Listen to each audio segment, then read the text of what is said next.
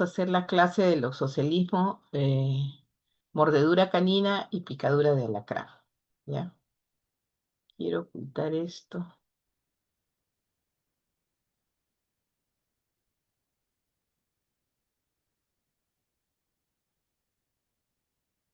Ya, listo. Bueno, entonces vamos a hacer primero sobre el oxocelismo. ¿Ya?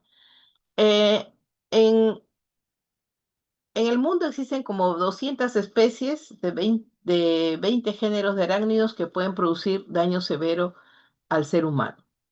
En nuestro país, eh, bueno, estos arácnidos, o que pertenecen al género, al grupo artrópodos, eh, en nuestro país los que abundan son el género Loxoceles y el género Lactrodectus, ¿no? Y la mayor parte de mordeduras de arácnidos corresponden a loxoceles. Y de las loxoceles, la loxoceles laeta es la más difundida, ¿no? Ocurre más o menos, es causante del 38% de los accidentes reportados por mordedura de araña anualmente por el Ministerio de Salud. No es de declaración obligatoria, por eso es que a veces hay subregistros, ¿no? Bueno, la mordedura por los oceles produce el cuadro, al inocular el veneno, produce el cuadro que se denomina loxocelismo. Y hay dos formas clásicas del loxocelismo, el loxocelismo cutáneo y el víscero-hemolítico. El cutáneo es el más frecuente y solamente produce alteraciones, diversas alteraciones que pueden llegar a la necrosis cutánea, ¿no? En cambio, la forma viscerohemolítica, pues, aparte del compromiso cutáneo, puede tener una forma sistémica que incluso puede ocasionar la muerte. Afortunadamente, en el 90% de los casos es de origen la forma cutánea. Entonces, revisaremos más o menos cuáles son las características. Es la más común. Todas ustedes habrán visto una araña de este tipo, Loxoceles laeta, porque es la denominada araña casera, araña de rincón, araña parda, ¿no? Porque es de color marrón. El cuerpo, ¿no? El centro de su cuerpo es más o menos, mide 1 centímetro de diámetro, pero con sus patas extendidas puede medir hasta 3 centímetros, ¿no? Y tiene su forma, como la ven ustedes ahí, esta araña de color marrón o pardo, tiene forma de estrella, ¿no? Hay otras que son menos frecuentes, el que hay la Laxoceles reclusa, que es tiene forma de violín, ¿no? La araña de violín. Como ustedes ven, la clásica mordedura de esta araña puede afectar diversas zonas del tejido del organismo. Aquí vemos una lesión a nivel del párpado inferior del ojo derecho, ¿no? En los niños. Bueno, entonces, su forma, cuando uno la observa, es levemente achatada en el mesotórax, ¿no? Una característica importante es que cuando se siente descubierta puede cambiar, cambiar de color y mimetizarse, ¿no? Si las paredes son claras, se aclaran bastante, ¿ya? Y son, habitan en las casas urbanas y también en las zonas rurales. En las casas, generalmente cuando no hay una limpieza exhaustiva, se ubican en los rincones, forman su telaraña y ahí se protegen, ¿no? Pueden ubicarse detrás de los cuadros, también dentro de muebles, que no tienen limpieza frecuente. Generalmente salen de noche, ¿ya? Y si no se ven atacadas o no se ven descubiertas, no atacan. Pero a veces en los niños, ¿no? Que de repente no se acuestan sin revisar su cama, y bueno, yo eso lo tengo desde pequeña, ¿no? Porque mi mamá, eh, ella era asistente social, pero vio que cuando llegó una persona que le había mordido una araña y la vio que se murió en horas, Entonces ella siempre nos inculcaba que había que revisar antes de acostarse, las sábanas, ¿no? El cubrecama, etcétera. Y voltear las almohadas porque realmente ahí se esconden, ¿no? Por ejemplo, si se cae o baja a través de su telaraña, que a veces son rapidito, no sé si ustedes la han visto a veces cómo bajan, pero así en una forma veloz, y se pueden esconder debajo de las cobijas, ¿no? O sea, siempre hay que educar a los niños. Entonces los adultos generalmente revisan, ¿no? Pero a veces a los niños se van cansados a dormir y si la mamá pues tiene muchos hijos o está muy cansada, pues ya a veces no revisa la ropa de cama y sus hijitos se van a dormir y así es como generalmente las arañas muerden de noche a los niños, ¿no? La presentación clásica es que aparezcan muy temprano, entre 4 o 6 de la mañana, los pacientes llegan pues con las mordeduras de araña. Hay zonas aquí que nosotros tenemos pues que proceden de la zona de Lurín, de Mala, ¿no? Entonces, este, de, de la costa.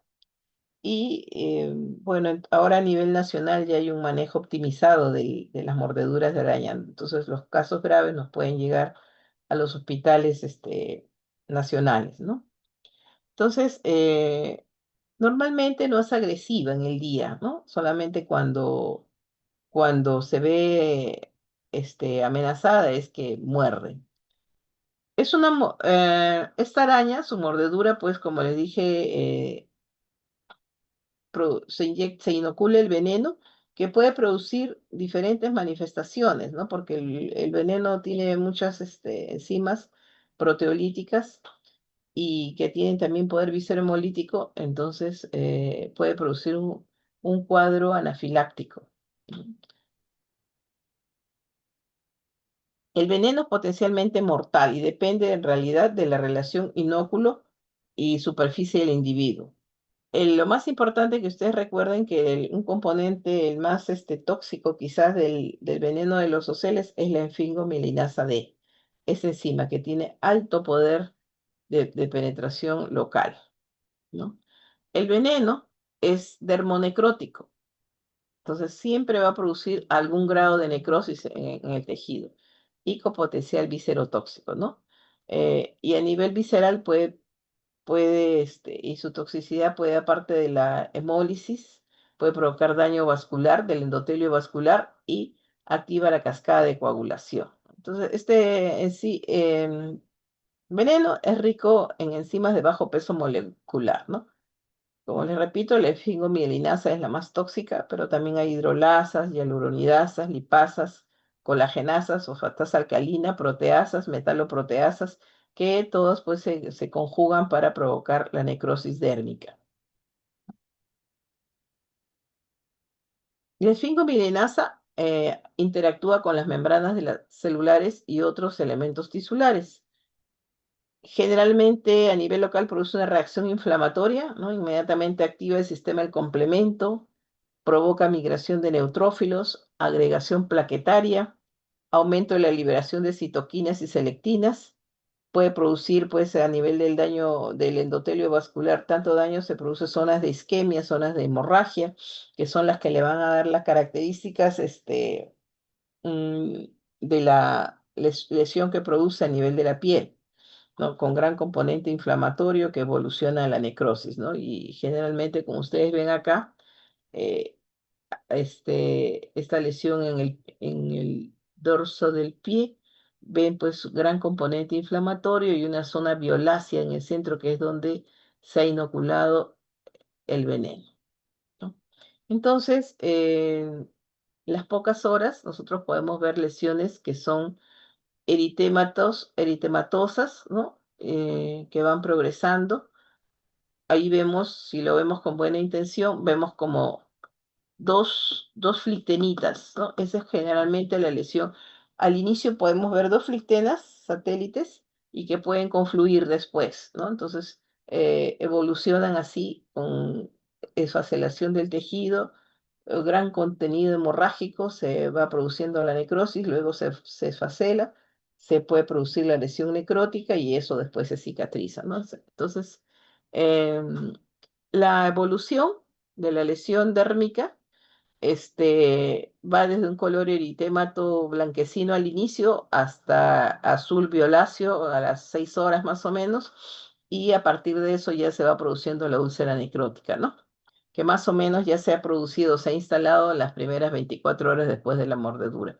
Al inicio puede ser indolora, pero a las pocas horas, 2, 4 horas, ya el paciente siente el dolor después de la mordedura, ¿no?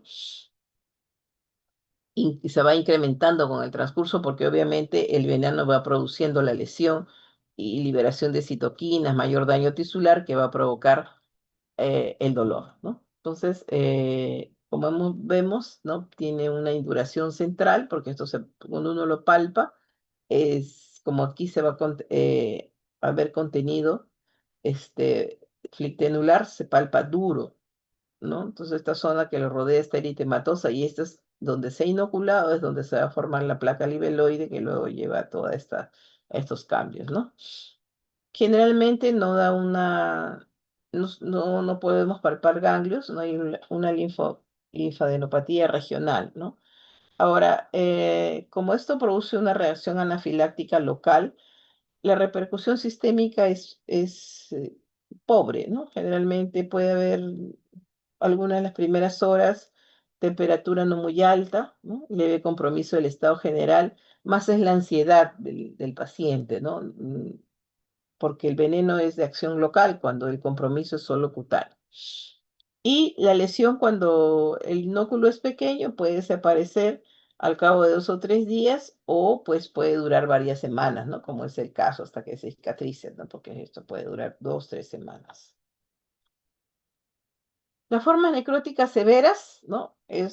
Nosotros vamos a reconocerlas cuando la placa libeloide es de rojo violáceo intenso, ¿no? Y está acompañada de gran eritema con zonas de hemorragia y necrosis, ¿ya? Y la placa libeloide alcanza su máxima extensión y después ya se cae ese tejido necrótico y ya deja una úlcera que generalmente en unas 3 semanas ya la escara se desprende espontáneamente y deja una úlcera limpia, ¿no? La úlcera puede ser profunda y extensa. Ahora también puede dar complicaciones como a veces los niños se rascan, ¿no? Se puede acompañar de celulitis, puede haber linfangitis regional y hay que diferenciar pues de otras lesiones como el pioderma gangrenoso, ¿no? Bueno, a ver. El diagnóstico generalmente es clínico. Cuando Dolby vio una lesión típica de mordedura de araña, no se olvida, ¿no? Entonces, el diagnóstico fundamentalmente es clínico. A veces los padres llegan con la araña han captado la araña, porque a veces la araña muerde y se vuelve, ¿no? Se queda por ahí nomás, y captan al espécimen y lo llevan en un frasquito o una bolsita. Entonces ya nosotros tenemos la certeza que fue una Loxoceles laeta la que produjo la mordedura, ¿no? Entonces, tenemos que tener datos basales como está el hemograma, porque nosotros no sabemos si va a ser un compromiso solamente cutáneo o en las horas va a evolucionar al compromiso viscerohemolítico, ¿no? Entonces tenemos que tener un hemograma basal, un perfil de coagulación, pedirle la bioquímica, urea, creatinina, un perfil hepático. Como la viscerohemolítica puede provocar gran hemoglobinuria, entonces hay que también solicitar de base un examen de orina para ver pues si hay se presenta a partir de las 6 u 8 horas hemoglobinuria, ¿no? Entonces eso nos va a servir pues para hacer el seguimiento. Desde el punto de vista cutáneo, cuando el exocelismo cutáneo, hay que hacer el diagnóstico diferencial con el carbunco, ¿no? Con otros tipos de celulitis, con mordeduras, bueno, con picaduras de otros insectos, con el herpes simple, necrótico, la forma necrótica, con el herpes zóster, ¿no? Como es regional, con pioderma gangrenoso, con una erisipela necrótica o con una úlcera vascular, por eso ya se trataría de adultos, ¿no? Bueno, el tratamiento, pues apenas llega el paciente, hay que lavar la lesión, ¿no? Con agua y jabón. A veces ya llega, pues llega después de 2, 4 horas y ya se ve, pues, como han manipulado los tejidos, ya se va produciendo una infección sobreagregada, ¿no? Entonces, esta eritema, edema puede bajar con compresas frías locales o aplicando bolsas de hielo, pero siempre primero con una asepsia adecuada. Eh, Hay que inmovilizar el miembro afectado porque generalmente atacan las extremidades, ¿no? Son las zonas más frecuentes. Este, los miembros inferiores también pueden ser, pero con visto puede ser también en el tórax, en el abdomen, en la cara, ¿no? A veces hemos visto en la zona glútea. Entonces, hay que tratar de inmovilizar pues la zona, ¿no? Y si es necesario, se puede aplicar torniquetes, sobre todo si en miembros inferiores. Hay que evitar la aplicación de desinfectantes o antisépticos que tengan otro color, ¿no? Para ver la evolución natural de la lesión. Y el tratamiento que nosotros debemos hacer depende de la extensión de la lesión, ¿no? Entonces, que vamos a ver si es una lesión leve, moderada o hay gran compromiso, ¿no? Entonces, si es leve, el tratamiento antihistamínico puede ser por vía oral, pero si ya vemos que se ha extendido la lesión, entonces damos antihistamínicos por vía parenteral. Más usada es la clorfenamina, la dosis de 0,2 miligramos por kilo por dosis. Si la lesión es muy extensa, pues por vía oral, que puede ser clorfenamina, loratadina o cetiricina. Esa lesión duele, aparte que pica, duele. Entonces hay que darle un analgésico o paracetamol o ibuprofeno. Si vemos que el compromiso cutáneo es extenso, ¿no? Hay que aplicar corticoides. En los casos leves, su uso es discutible, ¿no? Entonces, si podemos usar hidrocortisona, 5 miligramos por kilo por dosis cada 6 horas hasta detener el proceso y después ya se va reduciendo la dosis, ¿no? Los 2 primeros días puede ser por vía parenteral y luego se puede pasar por vía oral el corticoide. O de repente no necesita más que 2 o 3 días, ¿no? Puede ser también metilprednisolona, 1 o 2 miligramos por kilo por dosis cada 6 horas. Si vemos que hay inicios de infección sobreagregada, usar antibióticos también, si por vía oral o por vía parenteral, si vemos que el compromiso de la ahí está acompañado de una celulitis extensa, ¿no? En algunos casos hay que hacer profilaxis antitetánica, el paciente no ha sido vacunado, y el suero antiloxoceles todos los hospitales a nivel nacional en las emergencias tienen el antídoto antiloxoceles que es producido por el Instituto Nacional de Salud. Entonces, si vemos que el compromiso es de moderado a severo, pues se aplica el antiloxoceles dentro de la lesión 0,2 mililitros, ¿no? Intradérmico. El uso de la zona generalmente se inicia el tercer día, según la guía del MINSA, y es 1 miligramo por kilo por día durante 7 días. Ahora, cuando hay casos muy extensos, incluso se evolucionan a la fasciitis necrotizante, se puede usar colchicina, ¿no? Y también se ha visto buenos resultados cuando se ve necrosis, ¿no? De evolución rápida con el oxígeno hiperbárico de 2 a 2,5 atmósferas, de 5 a 7 días. Así yo he visto que las úlceras revierten rápidamente, ¿no? Con el oxígeno hiperbárico. Bueno, pero en el 10% de los casos podemos ver la forma más grave, la forma del oxocelismo víscero-hemolítico. Entonces, acompañados al cuadro cutáneo, pues en el transcurso de las horas se presenta la hemólisis intravascular, ¿no? Y esto se debe a que se activan las proteasas endógenas de la membrana del eritrocito por acción de la esfingomielinasa, ¿no? Y eso, ¿qué es lo que daña? Son las glucoforinas que protegen la membrana del eritrocito, ¿no? Y también activan complemento. Entonces, se produce una hemólisis mediada por complemento. Esto puede provocar hemoglobinuria, que puede provocar taponamiento, necrosis tubular aguda, taponamiento renal y lleva pues a la falla renal aguda.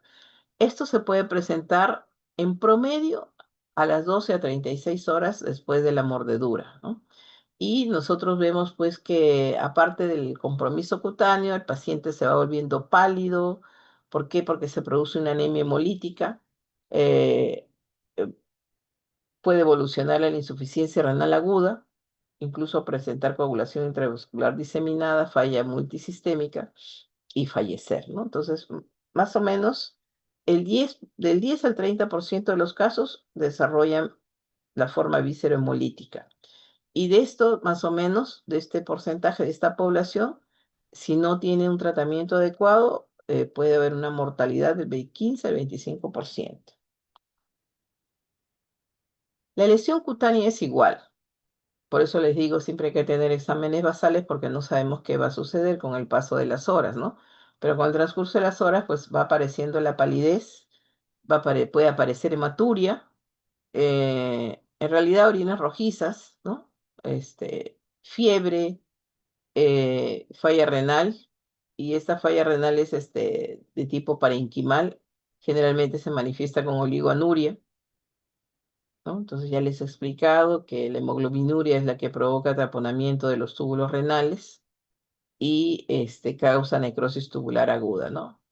En algunos casos va a requerir soporte dialítico, puede ser diálisis peritoneal o hemodiálisis, y estas formas, pues las que provocan insuficiencia renal son las que pueden provocar la muerte, ¿no?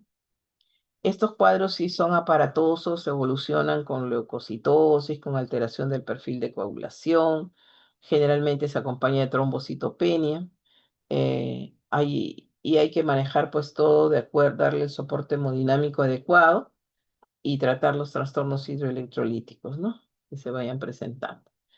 En un estudio que hizo Cayetano Heredia, de 89 casos de loxocelismo pediátrico, hospitalizados por este cuadro víscerohemolítico, la mayoría presentó fiebre, náuseas y vómitos en las primeras 24 horas, ¿no?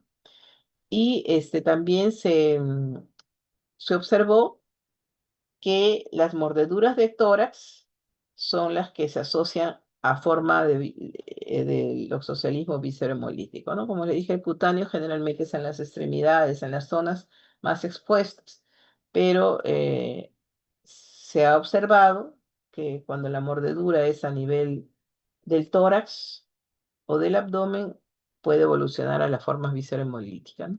Entonces aquí el tratamiento tiene que ser enérgico, ¿no? Hospitalización inmediata, ni bien llega el paciente, ¿no?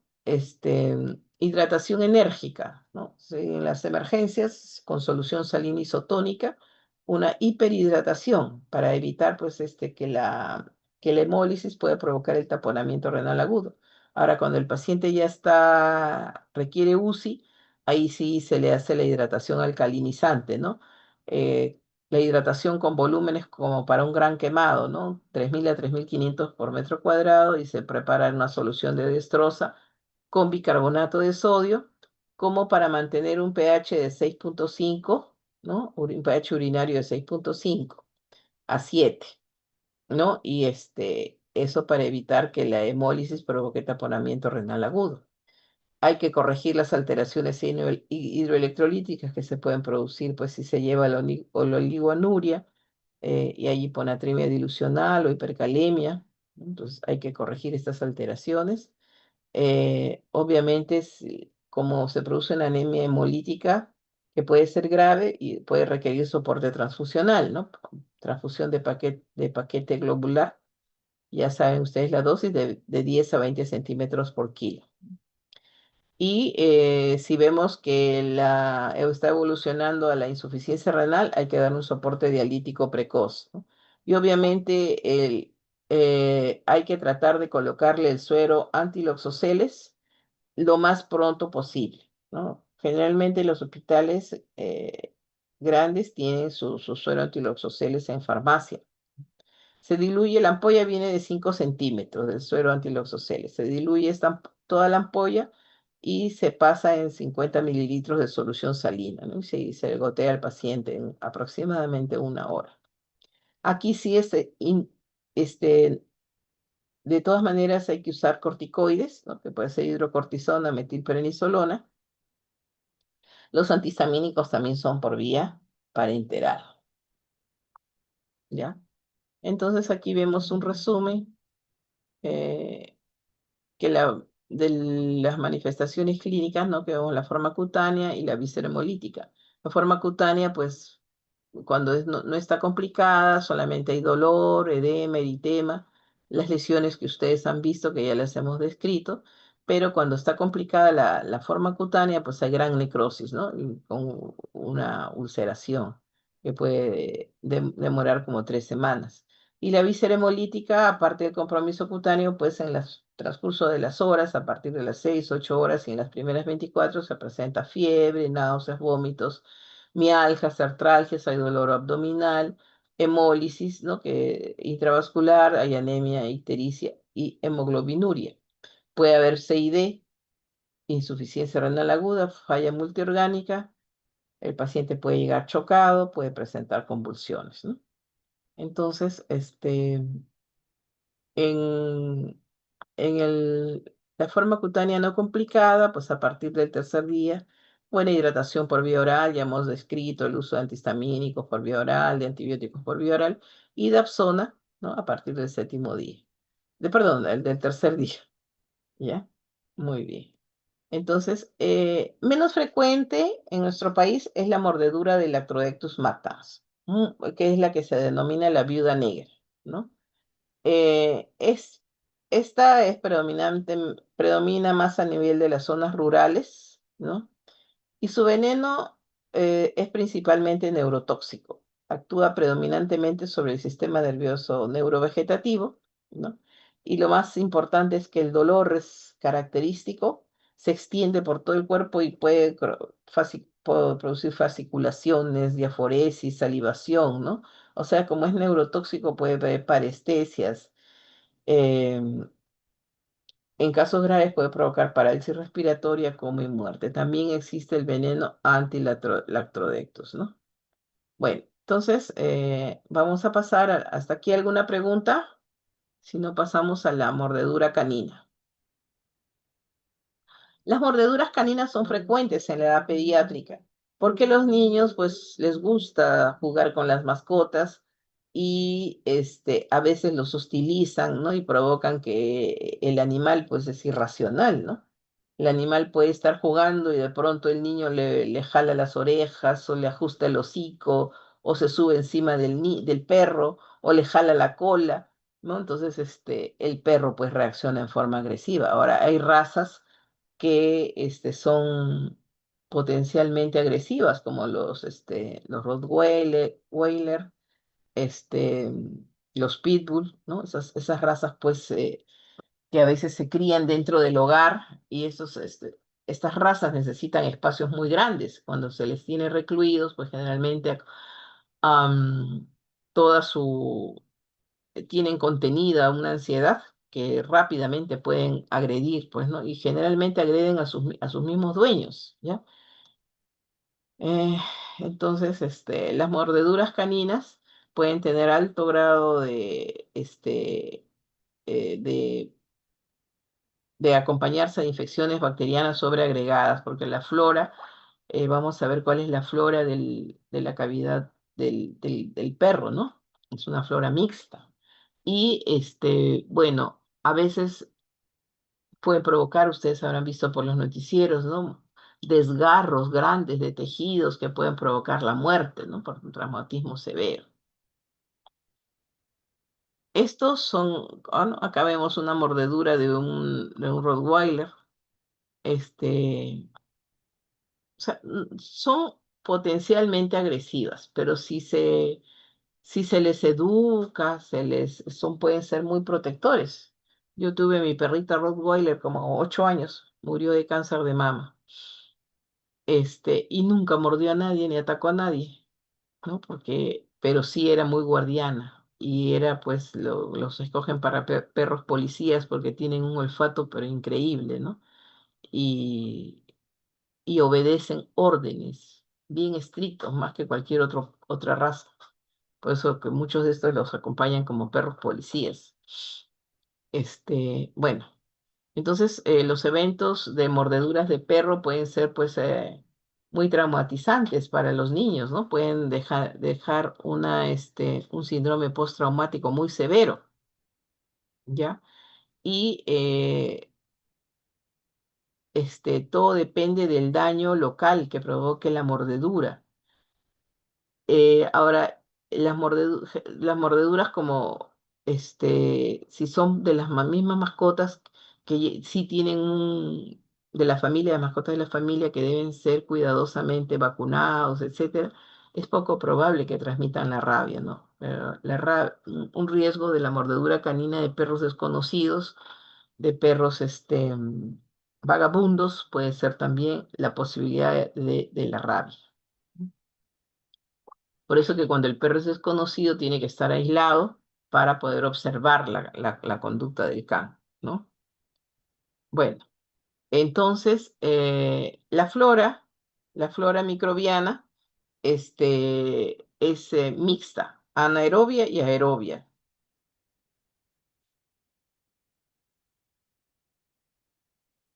De los aerobios aislados tenemos el género Pasteurella. La más importante de esto, del que tienen ahí en la saliva del perro, es la Pasteurella moltósida y también el Staphylococcus aureus, ¿no? Pero puede haber otras especies de Pasteurella, como la Pasteurella canis, la Pasteurella septicale, la Pasteurella dermatis. Aparte de Staphylococcus, puede haber Streptococcus, ¿no? El género Moraxella, Neisseria, Corynebacterium, Capnocitofaga, Bergella. Estos sí son bacterias pues, que solamente habitan en la cavidad oral del perro, ¿no? Y también puede haber anaerobios, ¿no? Sobre todo el Bacteroides fragilis, Fusobacterium, Bellionella parvula. Bueno, entonces, la edad más afectada en los niños es la edad entre los 5 y los 9 años. Y como les digo, el riesgo de rabia. Entonces, ¿qué hacemos en el manejo inicial? Obviamente, cuando el paciente es llevado a emergencia, tenemos que darle la estabilidad, como en todo paciente que llegue a emergencia, la estabilización hemodinámica, ¿no?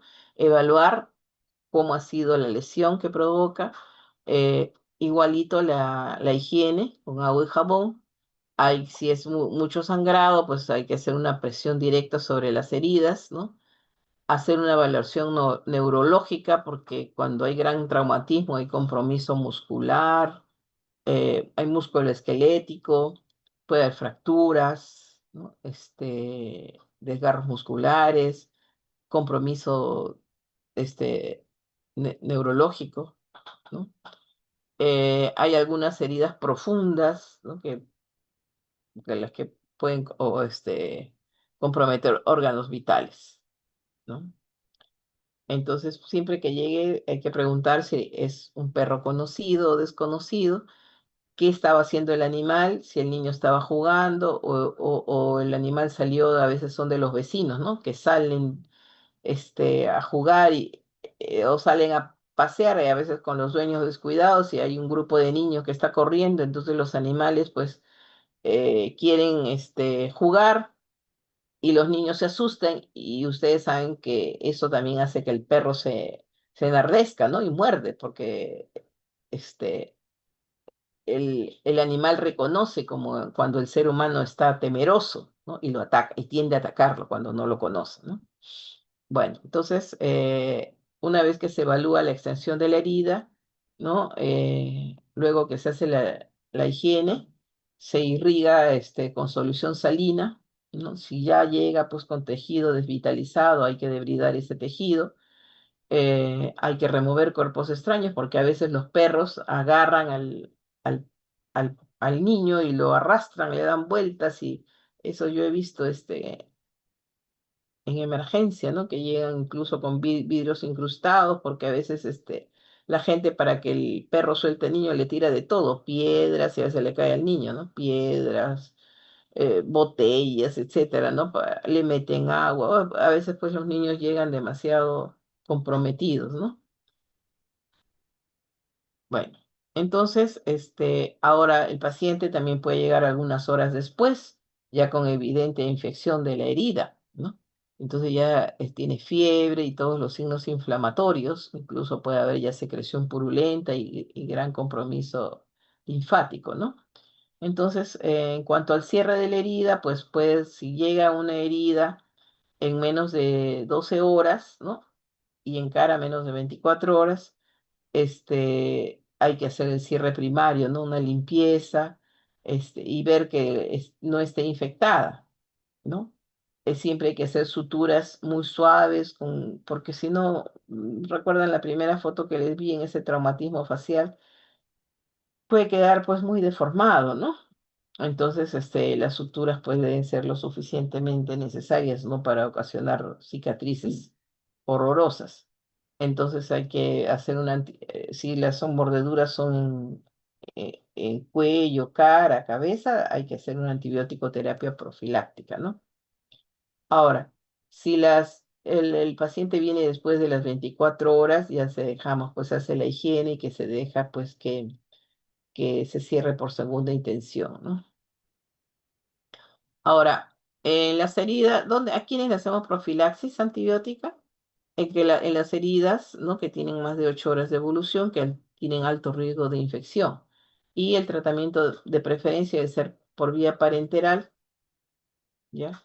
De elección es amoxicilina con ácido clavulánico, que con esta combinación, este, cogemos casi toda la flora mixta que tiene la cavidad oral del perro.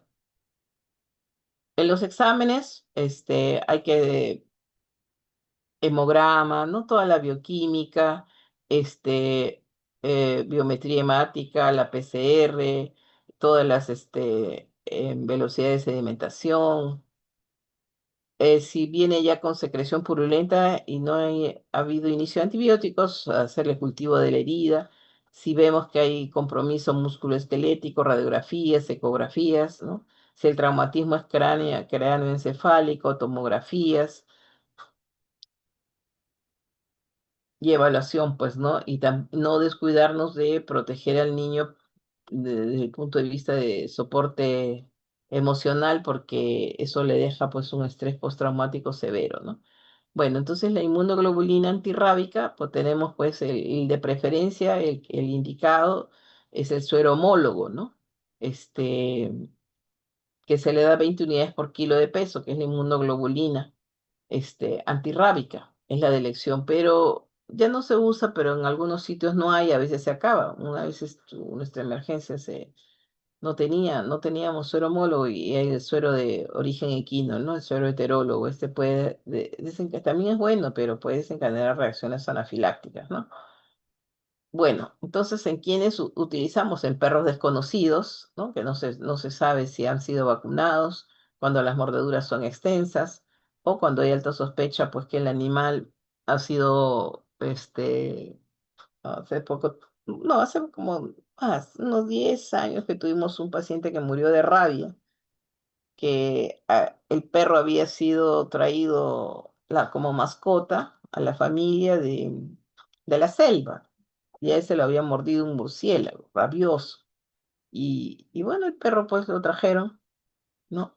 No sabían que el perro estaba pues incubando la rabia y mordió al pacientito y bueno, lo tomaron como que era, ¿no? No sospechábamos de rabia, no sospechaba ni la familia y bueno, cuando llegó ya nosotros pues vimos que tenía cialorrea prominente, profusa, ¿no? Paciente convulsionaba y pues, el paciente falleció, pues le había dado la rabia canina. Bueno,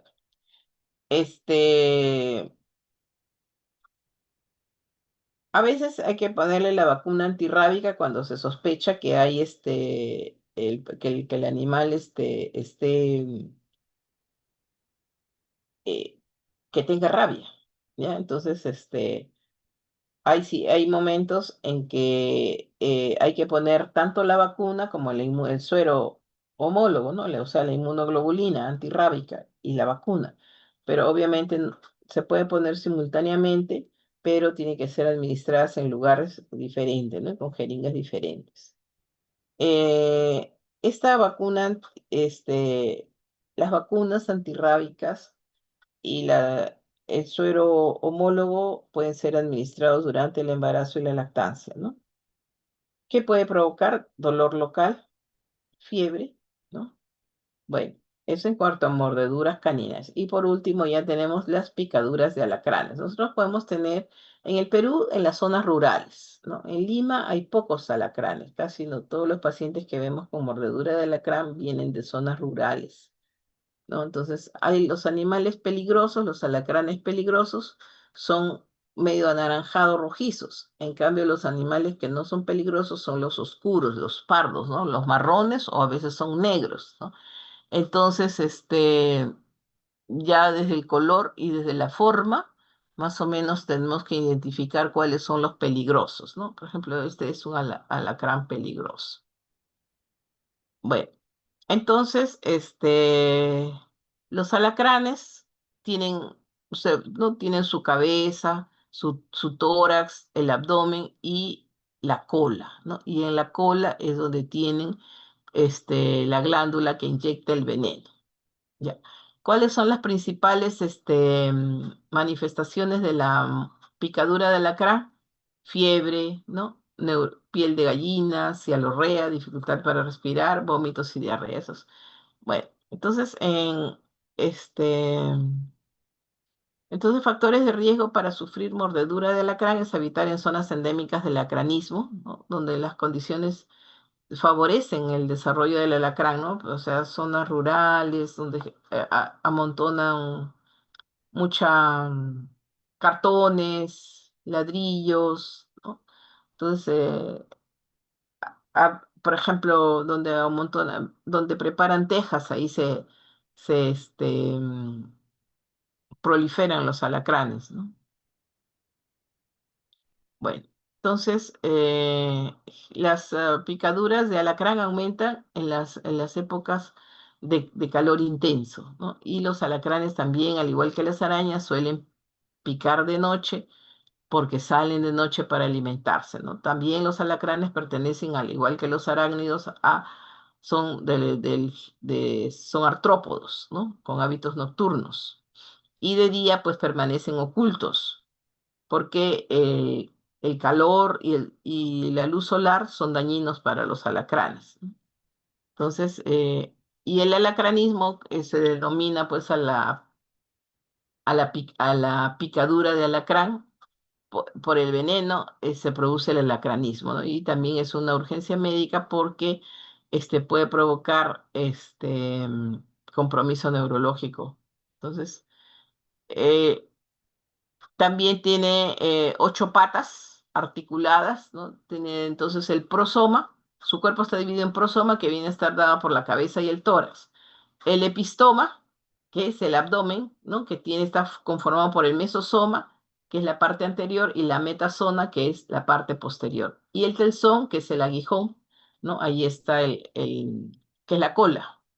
Ya, acá está, ¿no? Cola con el aguijón. Aquí está el aguijón y ahí esa es la glándula que cuando pica, ahí elimina el veneno, ¿no? Entonces, los marrones o negros son los que no son venenosos.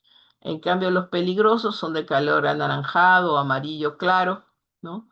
Y tienen un aguijón doble a diferente a que es uno solo. Tiene aguijón doble, ¿no?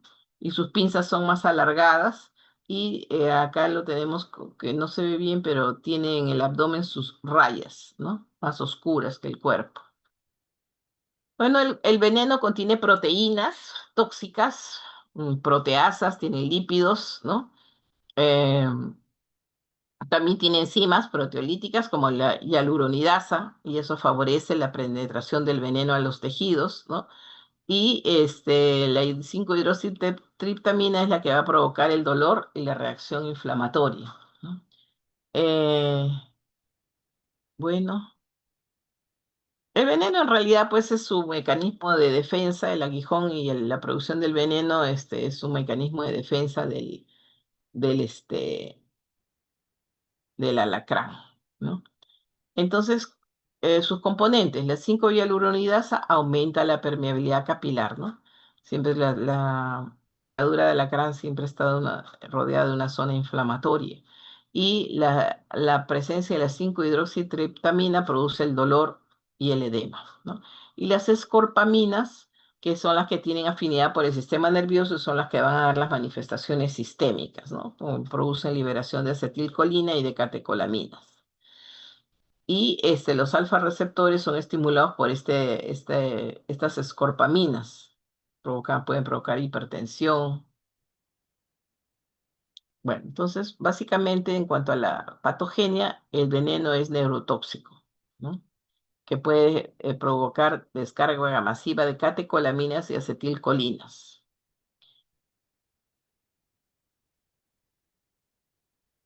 Y las manifestaciones pueden ser variables, ¿no? Depende también igualito del inóculo, ¿no? Más o menos se presentan de 20 a 40 minutos después de la picadura.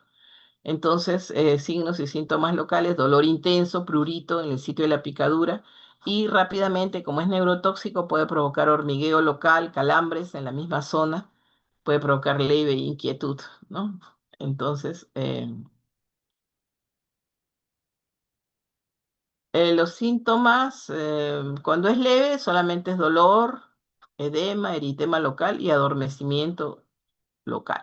Cuando es moderado, ya y si estamos frente a un lactante, un preescolar, pues va a tener llanto continuo, angustia, dolor de cabeza, muy característica del lagrimeo constante que presentan, ¿no? Prurito, le pica mucho la nariz, le pica la boca, le arde toda la garganta. Tienen abundante cialorrea, gran rinorrea, pero también después pueden presentar sequedad de la boca. Hay síntomas neurovegetativos, ¿no?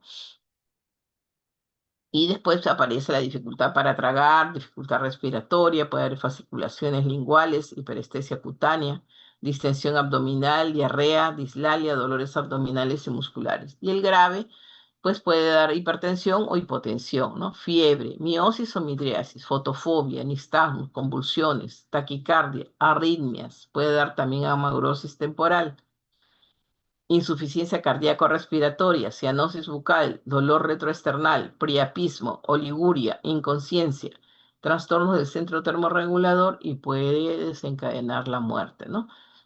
Entonces, lo más importante para el manejo, obviamente, se detecta en forma oportuna el hallazgo del alacrán y se va a tratar de acuerdo a las manifestaciones, ¿no? Entonces se le tiene que, según cómo llegue el paciente, obviamente un soporte hemodinámico de inmediato, ¿no? Y aplicar el antídoto antialacrán a las 30 minutos de ocurrido la picadura.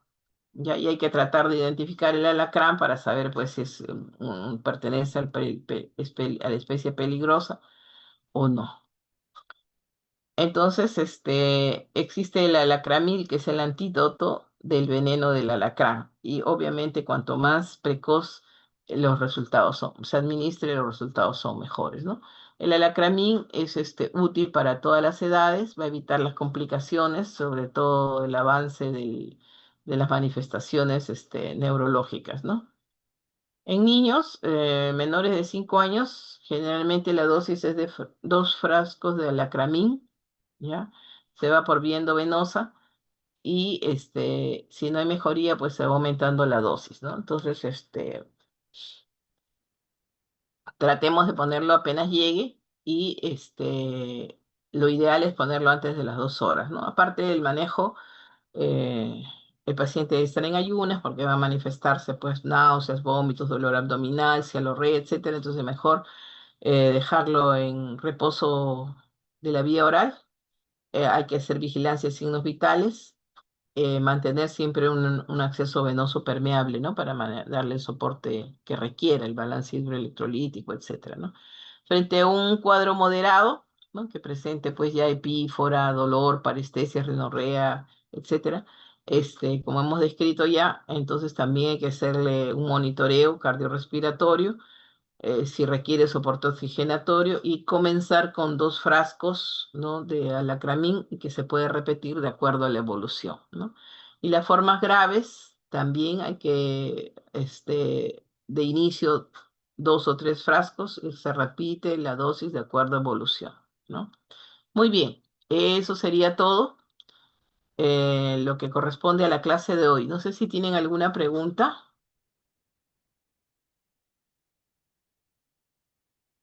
No, doctora, muchas gracias. Ay, Si me hago una pregunta, si va a pasar la clase.